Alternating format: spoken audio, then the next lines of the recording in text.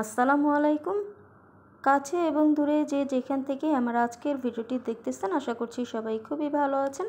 আমরাও আলহামদুলিল্লাহ আপনাদের সবার দোয়ায় অনেক অনেক ভালো আছি। তো প্রতিদিনের মতো আজকের ভিডিওটা আমি সকাল থেকেই শুরু করতেছি। তো এখন সকালের নাস্তা করব, বারান্দায় চলে এসেছি নাস্তা নিয়ে। তো আজকের নাস্তায় হচ্ছে মিষ্টি পরোটা আর চা। আর বাহিরে দেখুন রোদ উঠেছে।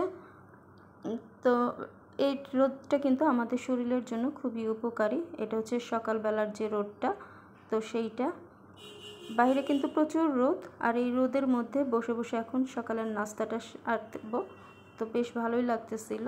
তো যাই হোক, নাস্তা করা হয়ে গেছে। রোদ পোহাতে পোহাতে এখন চলে আসলাম রান্না করতে।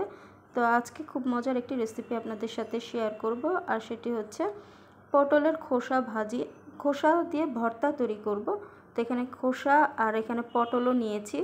তো পটলটাকে একদম পাতলা পাতলা করে কেটে নিয়েছি, আর খোসাটাকে ছাড়িয়ে নিয়েছিলাম, ভালো করে ধুয়ে পানি ঝরিয়ে রেখেছি। তো এখন এর মধ্যে দিয়ে দিয়েছি রসুন 7-8 কোয়ার মতো আস্ত রসুন, আর কাঁচামরিচ দিয়েছি 7-8টির মতো। আর কাঁচামরিচটা আপনারা যতটুকু ঝাল খাবেন তো সেই অনুপাতে অ্যাড করে দিবেন।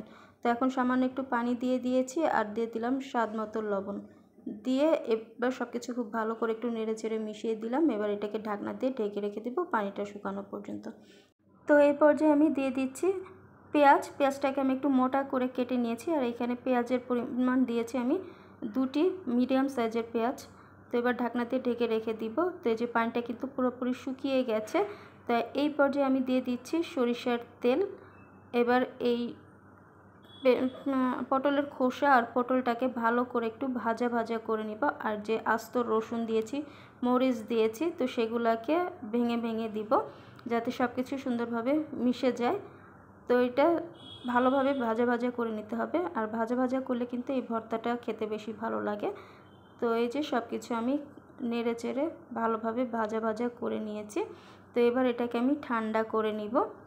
তো এই যে পটলের খোসা আর পটলটা ঠান্ডা করা হয়ে গেছে। এরপর আমি এটাকে ব্লেন্ডারের যে বড় জাগটা আছে, তো সেই জাগের মধ্যে নিয়ে নিয়েছি। আর এই ভর্তা বানানোর সময় কিন্তু আমি এখানে কোনো পানি দিব না।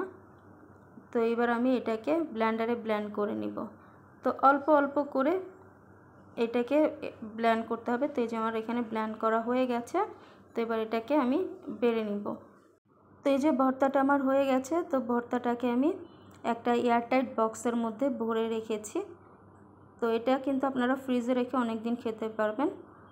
তো এই ভর্তাটা কিন্তু খেতে অনেক মজা হয়েছিল। আর এখানে কাতলা মাছ রান্না করা হয়েছিল পটল আর আলু দিয়ে, আর এর সাথে ছিল মুরগির গিলা কলিজা মাইটা। তো প্রতিটা খাবারই কিন্তু আলহামদুলিল্লাহ অনেক বেশি মজা হয়েছিল, আর সাথে ডালও ছিল। তো যাই হোক, খাবার দাবার শেষ হয়ে গেছিলো। তারপর একটু ঘুমিয়েছিলাম। ঘুম থেকে উঠে তারপরে আমাদের একটু বাহিরে বের হয়েছি আমি আমার হাজব্যান্ড। আমাদের বাসার কাছে একটা পার্কের মতো করেছে নতুন, তো সেখানেই এসেছি হাঁটার জন্য। তো এই যে এসে দেখলাম এখানে কিন্তু প্রচুর লোক, প্রচুর মানুষ, বাচ্চারা কিন্তু খেলাধুলা করতেছে, ফুটবল, ক্রিকেট সব কিছুই কিন্তু এখানে খেলা হচ্ছে। তো এই মাঠটা কিন্তু অনেক বড়। তো এই মাঠটাতে আমরা হাঁটতেছিলাম, আমি আর আমার হাজব্যান্ড।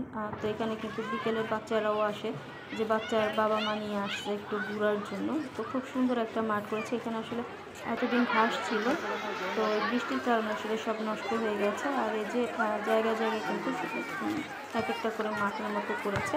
তো প্রত্যেকটা মাঠের মধ্যে কিন্তু বাচ্চারা খেলতেছিল। আর এই যে এখানে কিন্তু একটা স্লিপার করেছে, বাচ্চারা এখানে খুব বেশি এনজয় করবে। যারা ছোট ছোট বাচ্চা তারা কিন্তু মজা পাবে।